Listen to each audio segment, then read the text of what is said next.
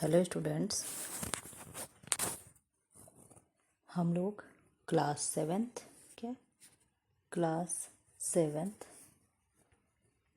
Science आज से शुरू करेंगे। और वो भी किस क्लास का?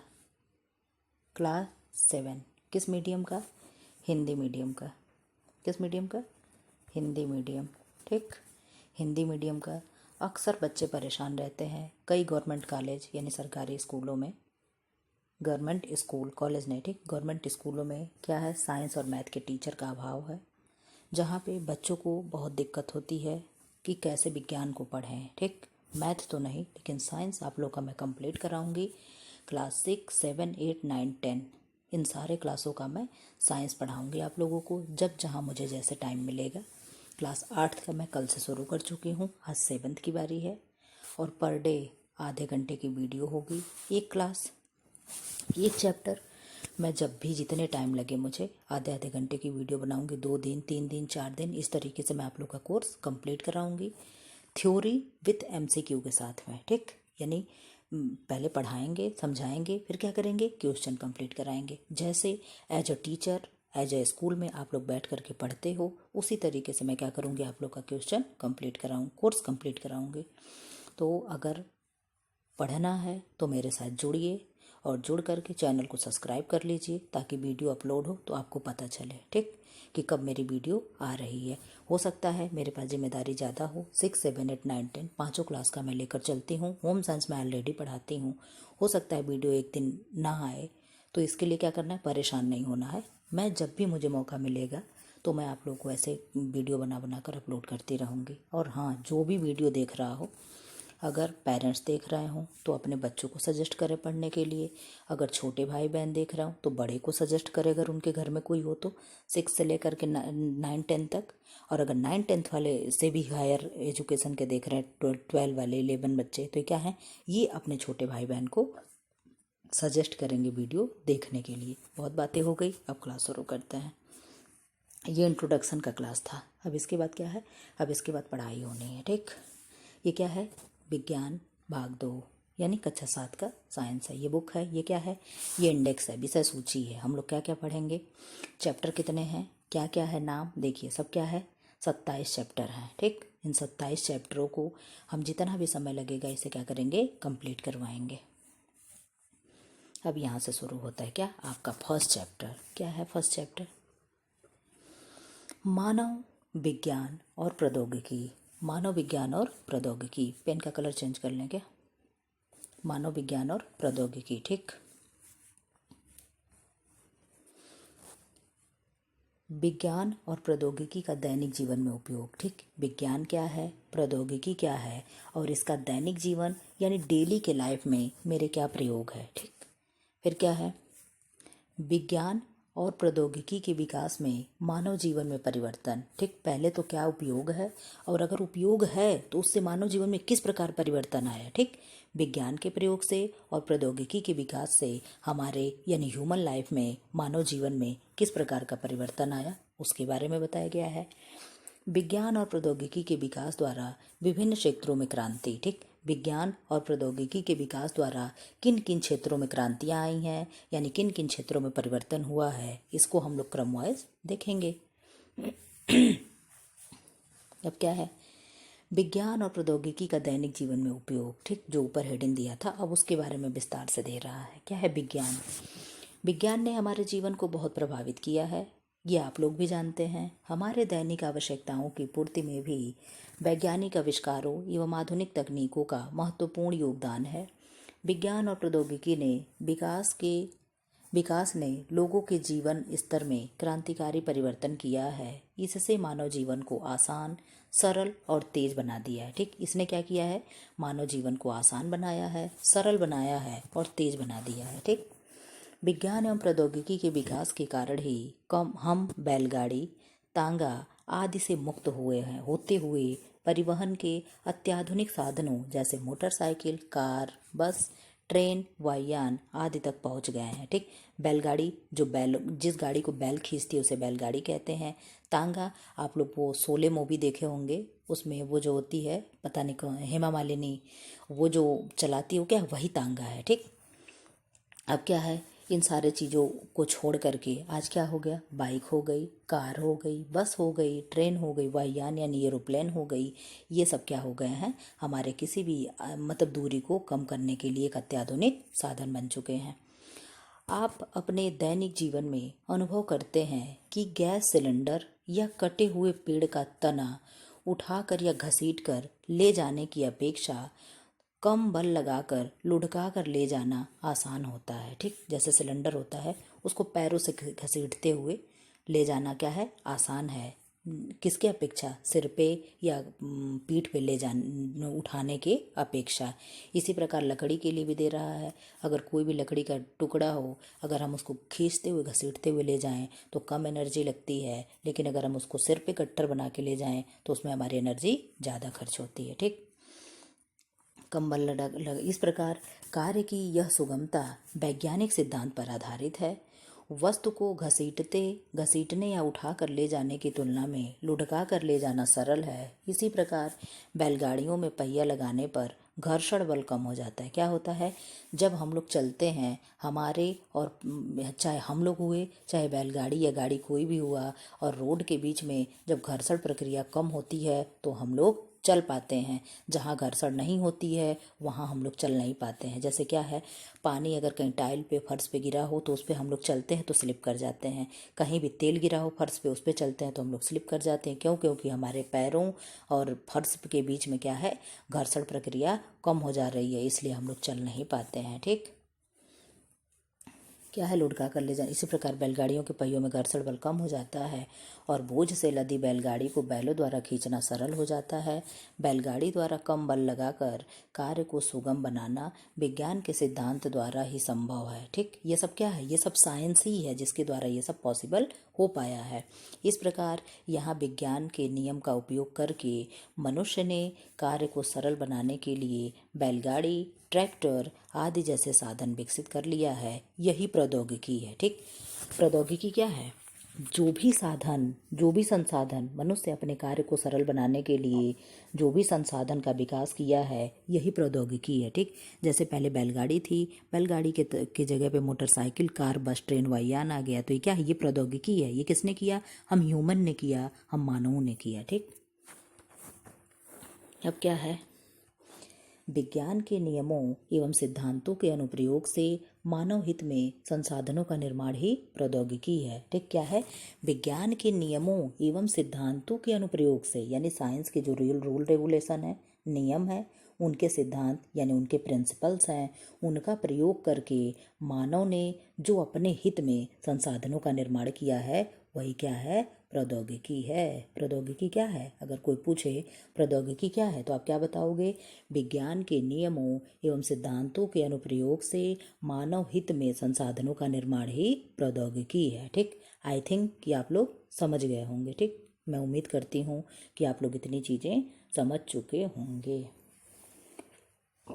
विज्ञान और प्रौद्योगिकी के विकास से मानव जीवन में परिवर्तन। ठीक, विज्ञान और प्रौद्योगिकी के विकास से मानव जीवन में क्या परिवर्तन हुआ है, अब इसके बारे में दिया है। ठीक, अब तक क्या था, प्रौद्योगिकी क्या है ये हम लोग जाने। ठीक, अब क्या जानेंगे, विज्ञान और प्रौद्योगिकी के विकास से मानव जीवन में परिवर्तन। ठीक, विज्ञान एवं प्रौद्योगिकी के विकास के कारण विभिन्न क्षेत्रों जैसे यातायात, चिकित्सा, यातायात मतलब जैसे बैलगाड़ी हो गई, कार हो गई, मतलब यातायात मतलब जो चीज़ें हमें चलने के लिए हों। ठीक, बस हो गई, ट्रेन हो गई, यातायात संसाधन है।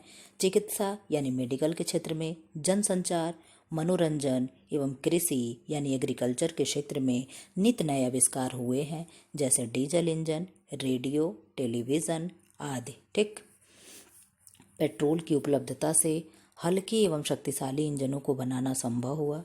इन इंजनों का उपयोग हवाई जहाज उड़ाने के लिए किया गया। इसी क्रम में लंबी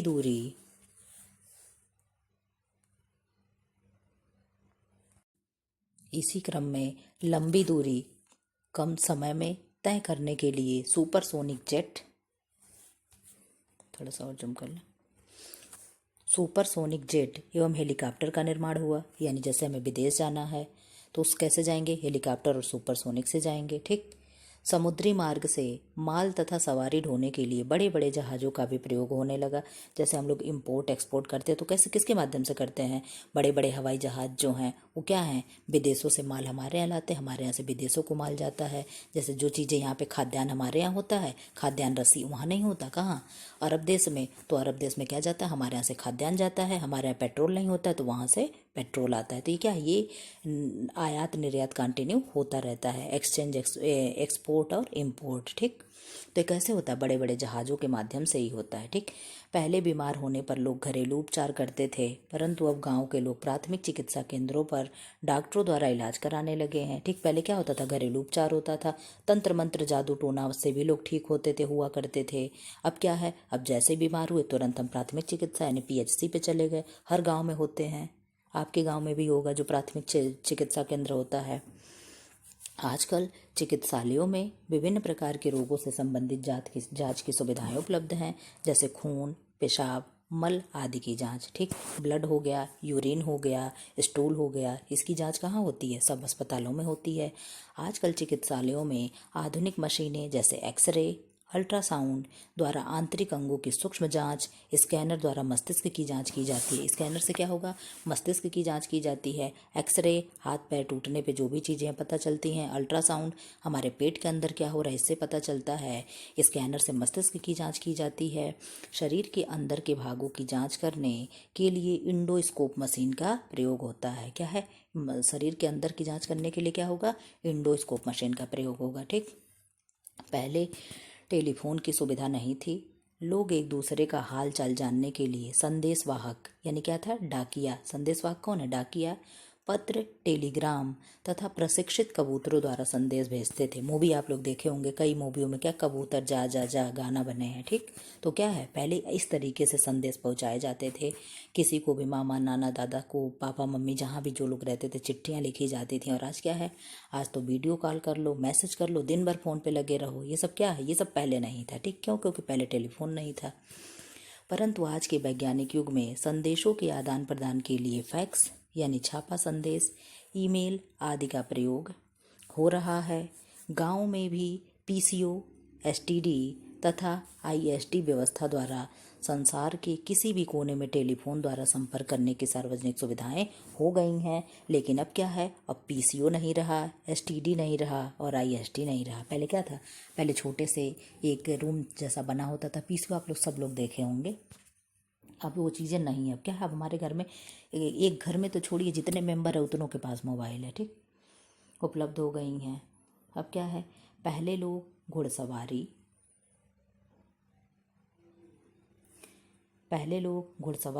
थोड़ा सा और जूम कर लें। पहले लोग घुड़सवारी, शतरंज, चौपाल, ढोलक और कई प्रकार के क्षेत्रीय संगीतों के माध्यम का उपयोग करके मनोरंजन करते थे। ठीक, परंतु आज मोबाइल, कंप्यूटर, वीडियो गेम आदि मनोरंजन के प्रचलित साधन है। ठीक, पहले क्या है? बैट बॉल लोग खेलते थे, गिल्ली डंडा खेलते थे, एक से एक खेल खेलते थे। ठीक, क्यों? क्योंकि उनके पास घर में ना TV थी, ना मोबाइल था, ना वीडियो गेम था, ना कंप्यूटर था। ये सारी चीज़ें उन लोग के घर पे नहीं हुआ करती थी। ठीक, ये सभी आधुनिक विज्ञान एवं प्रौद्योगिकी की देन है। ये किसकी देन है? जो भी वीडियो गेम्स आए, मोबाइल आए, कंप्यूटर्स आए, ये सब क्या है? ये सब आधुनिक विज्ञान एवं प्रौद्योगिकी की ही देन है। पहले उद्योग धंधे बहुत कम थे, किंतु आज हमारा देश औद्योगिक क्षेत्र में विकसित देशों की बराबरी कर रहा है। ठीक, आज हमारा देश क्या है?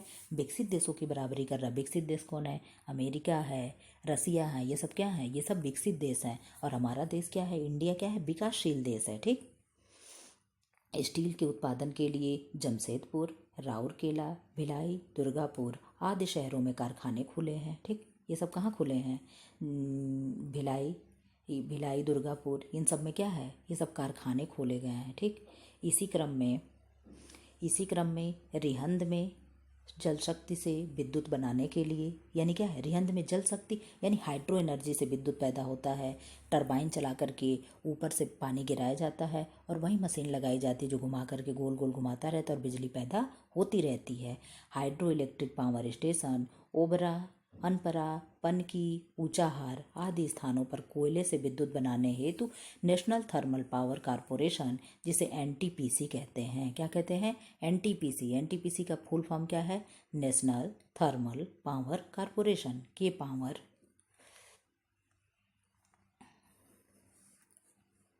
के पावर स्टेशन स्थापित किए गए हैं।